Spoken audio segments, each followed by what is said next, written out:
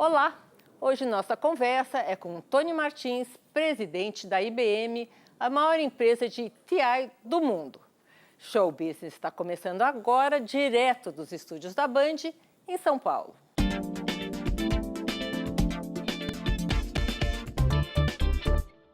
Ele começou como estagiário na maior empresa de TI do mundo.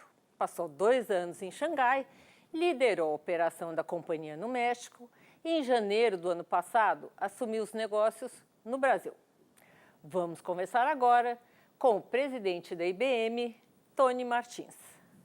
Tony, bem-vindo ao nosso programa. Prazer estar contigo, Sônia.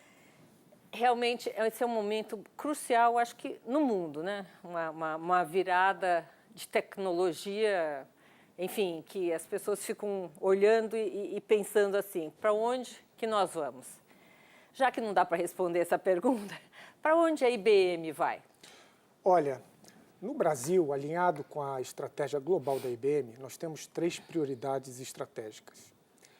A primeira é seguir com o crescimento acelerado dos nossos imperativos estratégicos, que é o crescimento de soluções cognitivas, de inteligência artificial, soluções de cloud na nuvem, segurança e tudo que a gente fala de sensorização, né, que está ligado ao supply chain, sensorização.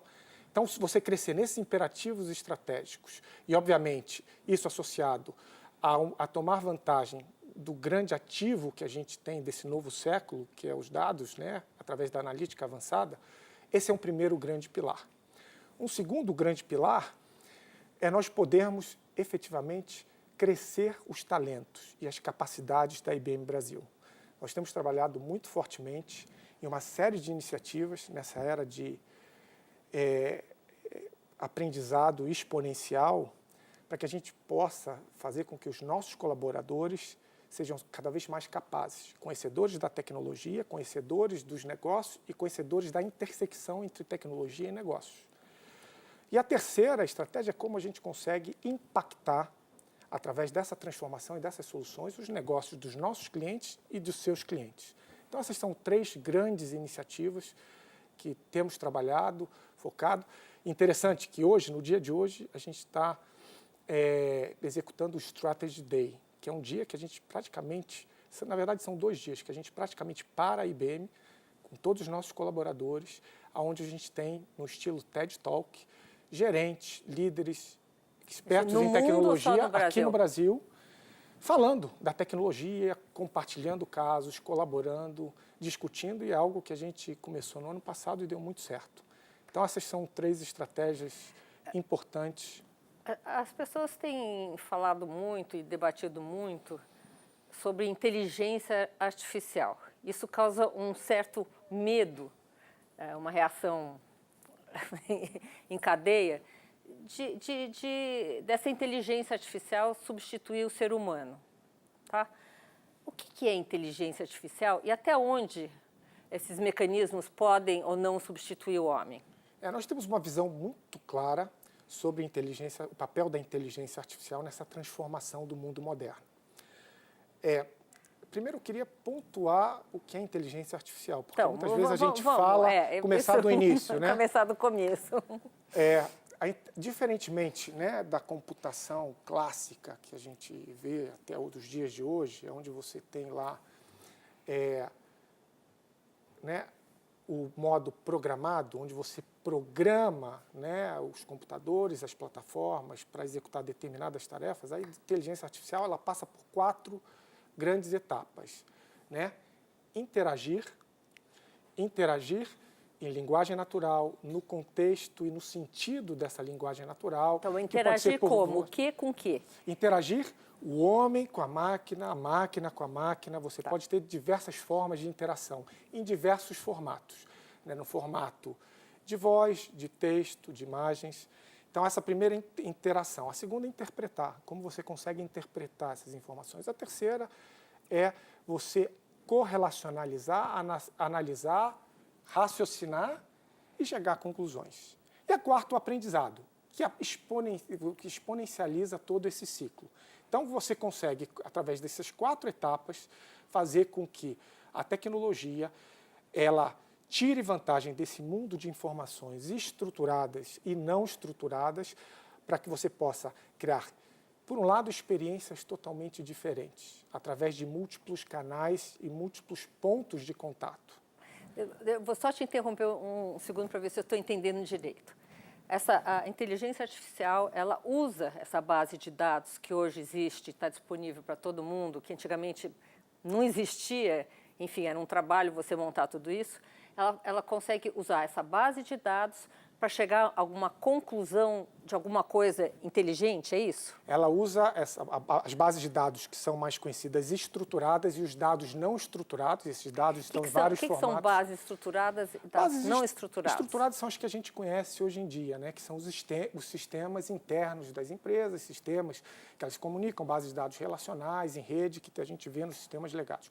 Não estruturados é tudo que a gente tem hoje, o que a gente chama de fora das empresas, e muitas vezes dentro das empresas, e-mails, informações de mídia social, textos, voz, imagens, e a combinação dessas duas para que você possa tirar conclusões. Então, os não estruturados são fora da empresa. Você tem também dados não estruturados também dentro da empresa, dentro das empresas. Então, a combinação dessas duas fontes com inteligência para que você possa gerar insights, para que você possa gerar conclusões, correlações e gerar novas experiências do seu cliente.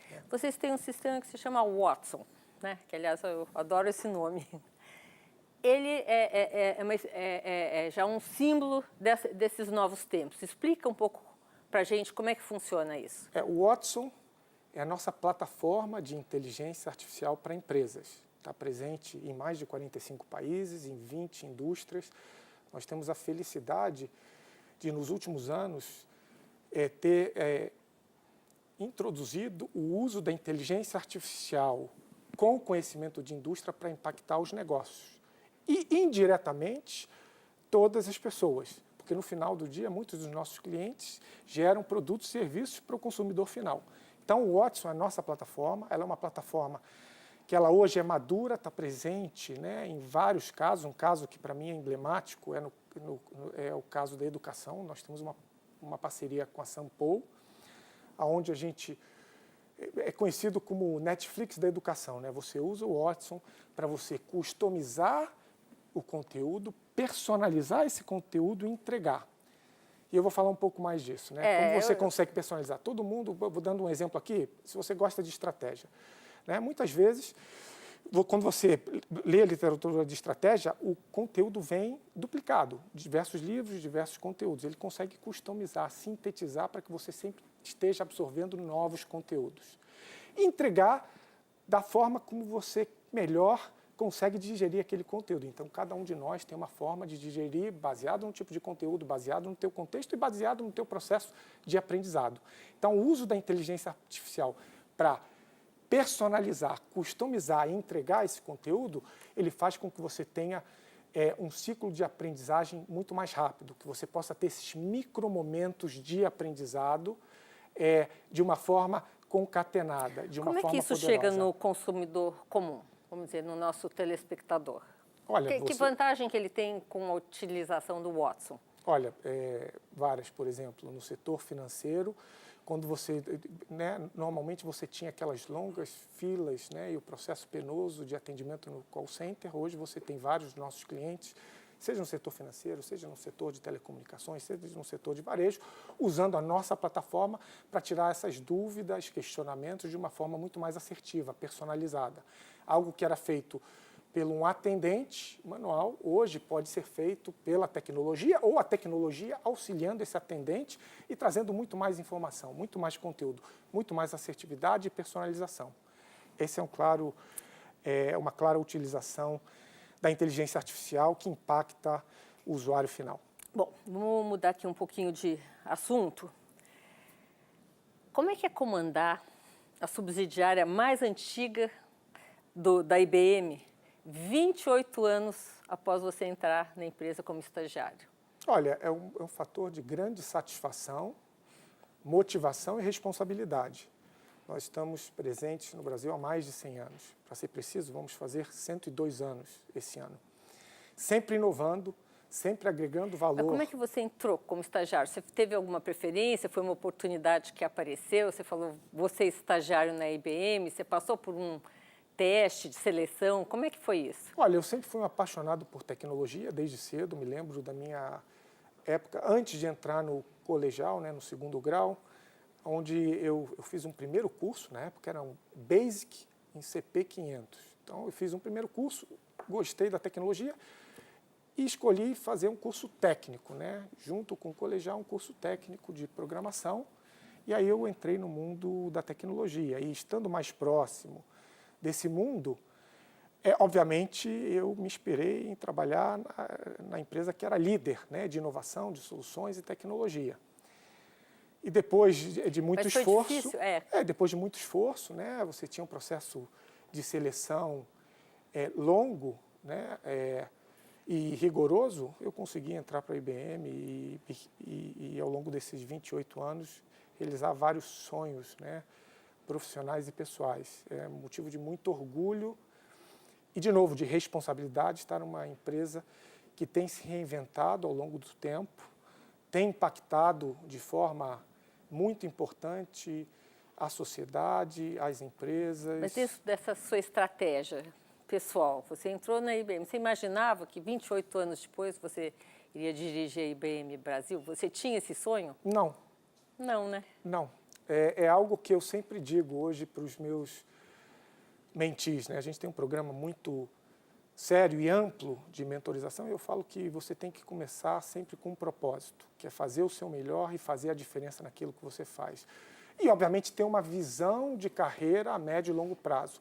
Mas se você não tiver o propósito, né, e, obviamente, gostar do que você faz, querer sempre aprender e transformar esse aprendizado em valor para a empresa, para os seus colegas, para os clientes, para o ecossistema, de nada adianta ter um planejamento de carreira de médio e longo prazo e você ter ambições, né? Então, eu sempre tive a ambição de fazer o meu melhor, tive a felicidade de passar por múltiplas áreas dentro da IBM, então fiz parte da primeira iniciativa de consultoria da IBM no Brasil, liderei unidades de negócio na área de serviços de infraestrutura, criei o primeiro centro de soluções financeiras para a IBM no Brasil, participei da criação do que a gente chama de mercados emergentes, que ficava com base em Xangai, na China. É isso que eu ia te perguntar, essa experiência em Xangai deve ter mudado muito a sua perspectiva de empresa, de mundo, tudo, né? De tudo. Quanto tempo você ficou lá? Eu fiquei um pouco mais de 2 anos. E foi uma experiência fantástica, né?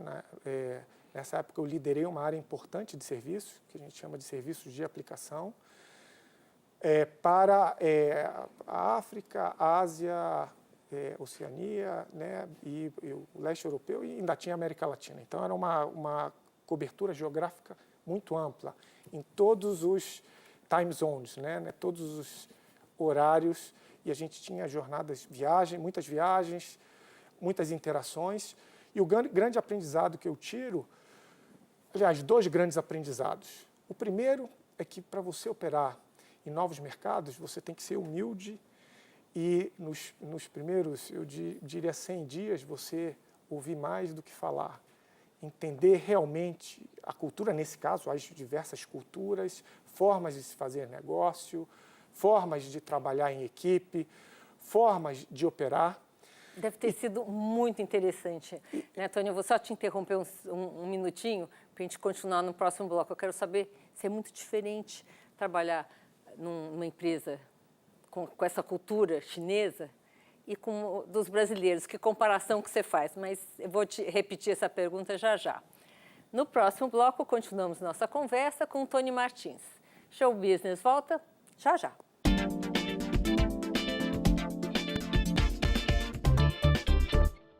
Estamos de volta com a entrevista de Tony Martins, presidente da IBM Brasil.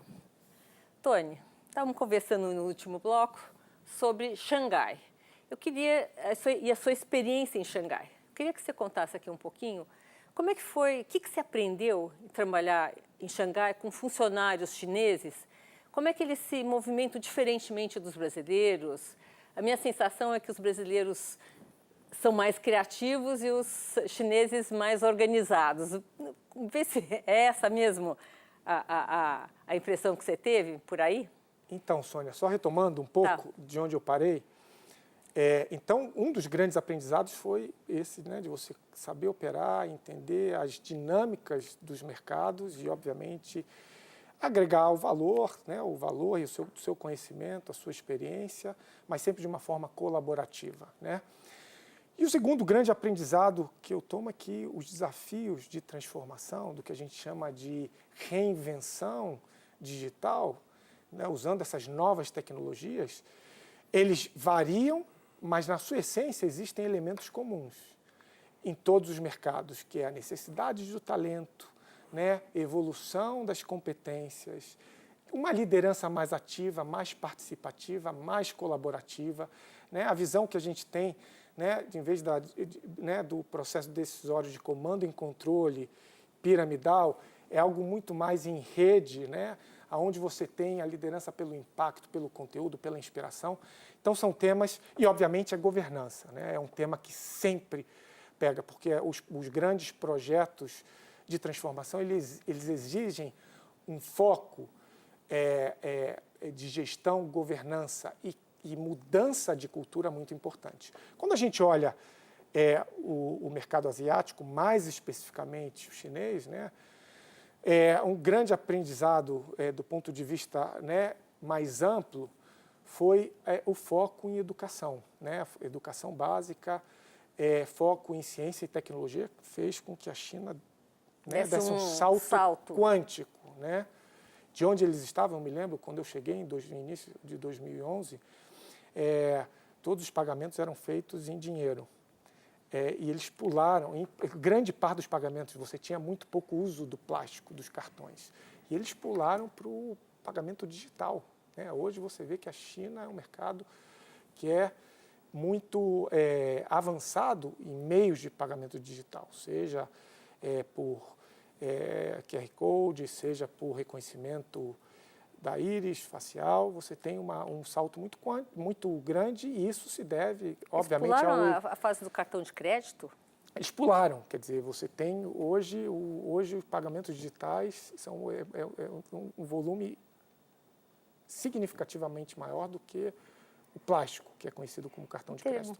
Então, do ponto de vista, né, mais amplo, esse investimento em educação, ciência e tecnologia, a China é hoje conhecida e reconhecida pelo seu investimento em inteligência artificial. Ele traz grandes avanços para o governo, para a sociedade, para as empresas. Do ponto de vista de profissionais, né, nós brasileiros somos muito criativos.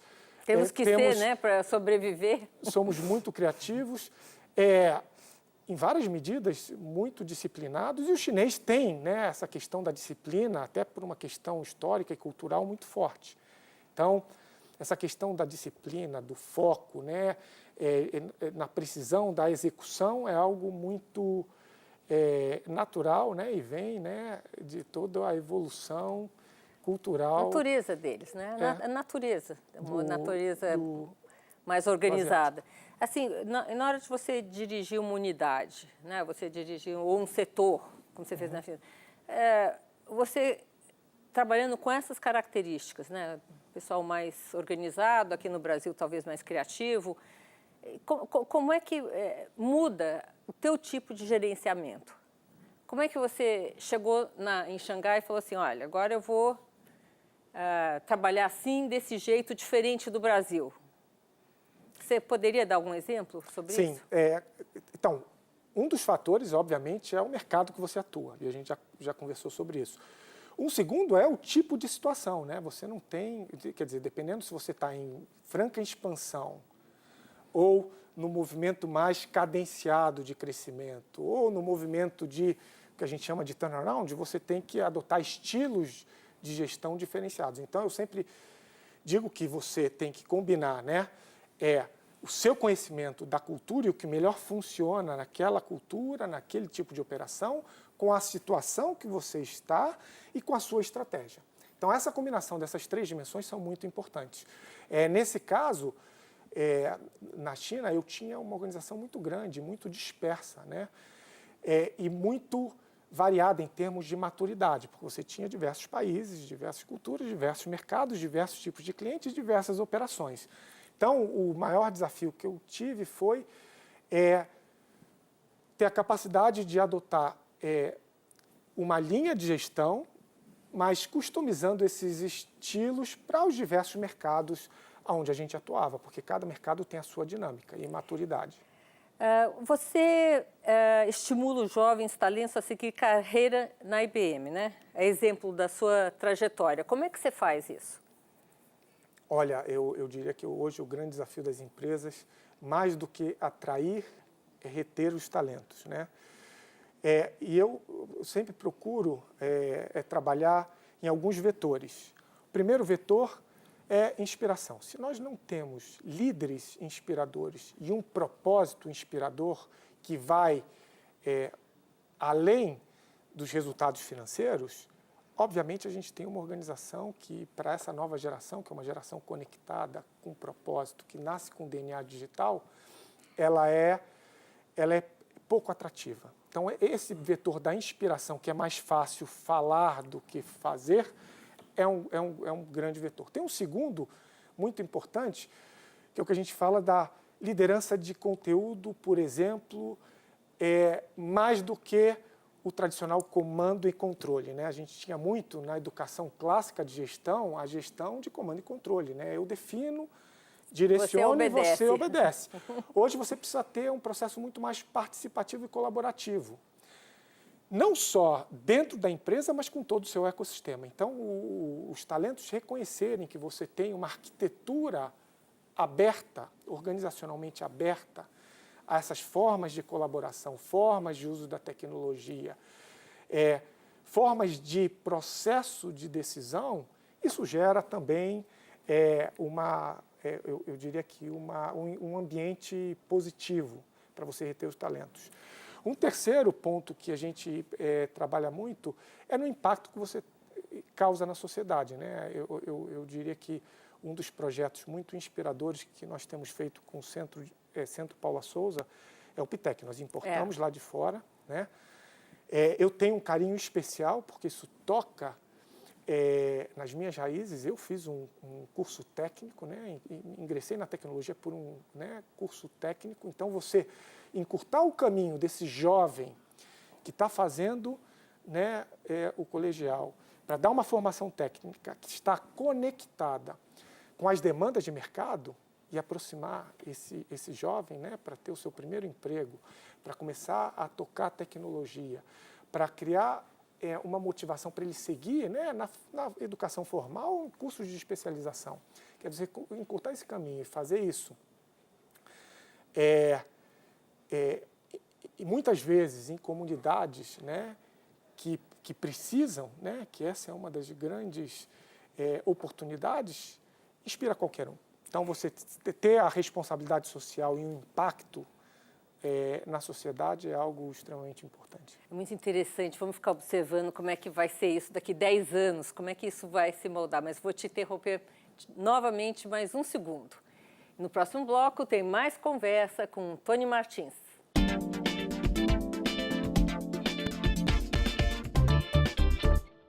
Voltamos com Tony Martins, da IBM Brasil. Tony, pelo que nós conversamos nos últimos 2 blocos, o que vai acontecer com as carreiras? Daqui 10 anos vamos todos virar robôs ou vamos servir a robôs? Como é que é isso? Olha, a evolução tecnológica, as inovações, elas estão avançando num ritmo tão rápido que eu não me arriscaria a fazer uma previsão para 10 anos. Mas entre 3 a 5 anos, nós vamos ter um mundo muito diferente, muito mais colaborativo. E muita gente tem a percepção, que na minha visão é equivocada, que as máquinas vão substituir o ser humano, né? O ser humano ele continua com o seu valor na inspiração, na criatividade, na intuição, na ética, que são temas fundamentais para você continuar evoluindo nessas plataformas tecnológicas. Então, a combinação de homem e máquina, e obviamente num formato diferente, o que vai exigir novas capacidades técnicas, e o que a gente chama de soft skills, que são comportamentais, de atitude, vai ser fundamental. Por isso que a gente tem um foco tão grande em educação. Quer dizer, hoje tem-se uma visão muito clara que 50% dos empregos, novos empregos, ainda vão ser criados, né, nos próximos anos. E você já vê isso hoje, né? Hoje você tem a profissão de cientista de dados, você tem a profissão de curador, você tem a profissão de User Experience Designer, né? Que é a pessoa que desenha essa interação homem-máquina. Você tem a profissão de criação dos algoritmos, né? E do corpus de conhecimento para a inteligência artificial. Você tem, então, quer dizer, essa interação homem-máquina vai ser muito mais rica. E você vai precisar de, né, juntar essas novas capacidades técnicas e comportamentais para que você tome proveito da tecnologia. Mas, para isso, você precisa que as empresas, né, os governos, eles estejam atentos e façam sua parte nessa jornada. Justamente isso que eu queria conversar com você. Em termos de mundo, qual o país mais preparado, em termos de educação, que está fazendo esse esforço, rumo a essa adaptação tecnológica da formação? Olha, temos vários países, né? O próprio Estados Unidos, a China, Singapura, a Coreia do Sul. Você tem vários países que têm investido significativamente em tecnologia e nessa formação. E o Brasil? E o Brasil, nós temos feito um esforço muito grande. Eu acho que o primeiro passo é você se conscientizar. Eu acho que existe uma consciência muito grande hoje de que a gente precisa realmente investir nessa educação de base, nessa formação em ciência e tecnologia. Nós começamos a ver várias empresas, né? Demos o exemplo da IBM com o Pitec, mas várias empresas parceiras nossas que participam do nosso ecossistema, investindo, se preocupando, discutindo com os governos, né, federais, estaduais e municipais. Então, eu acho que o primeiro grande passo nós demos, que é reconhecer que isso tem que ser uma prioridade, precisamos sair da preocupação para a ocupação, né, para você realmente fazer algo que mude o Brasil de patamar nos próximos anos. E eu tenho visto várias iniciativas nesse sentido. Pois é, aqui, eu vi aqui um número que eu achei bastante interessante. Vocês investem anualmente 6 bilhões de dólares em tecnologia, né? Novas tecnologias.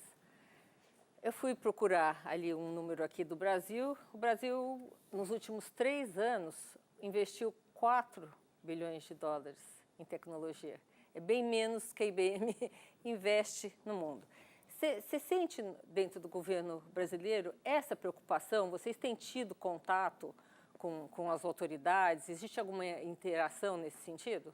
Olha, a IBM ela é reconhecida por sua liderança e inovação tecnológica, né? Por 26 anos consecutivos, nós somos líderes em patentes de tecnologia nos Estados Unidos, 9.000 patentes.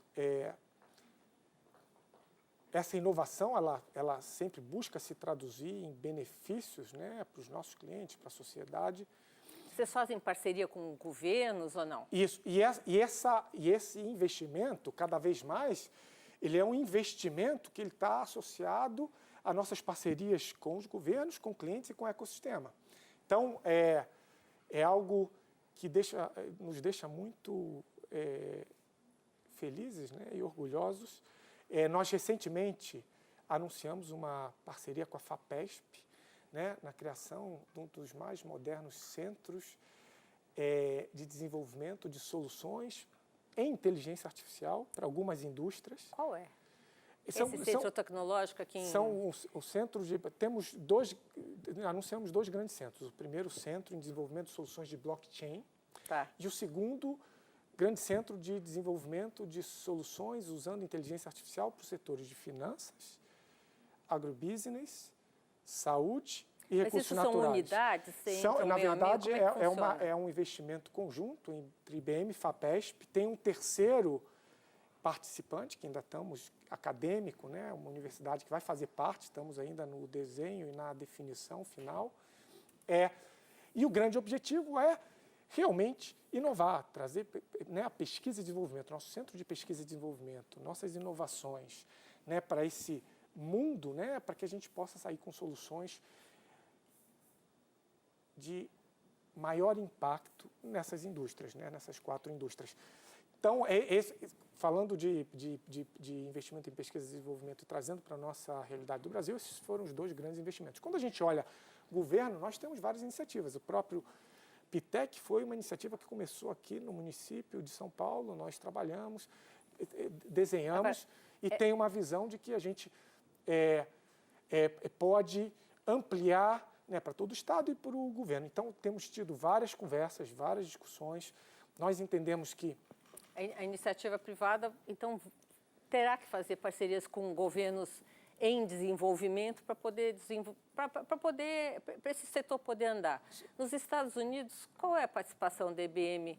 Quais as parcerias que vocês têm com governos? Múltiplas parcerias em desenvolvimento de tecnologia para determinados tipos de problemáticas das indústrias, né, de saúde, né, nossa plataforma de Watson para a saúde surgiu nos Estados Unidos, né, e obviamente em desenvolvimento com governos, ou não? Ela surgiu em desenvolvimento, no nosso desenvolvimento, e obviamente ela toca clientes que são clientes públicos, né, nos mais diversos segmentos. Nós temos o próprio Pitec, que é o programa nosso de desenvolvimento de profissionais, que é uma parceria, não deixa de ser uma parceria da IBM com o governo, porque já que a gente toca escolas públicas, né, então a gente precisa dessa parceria.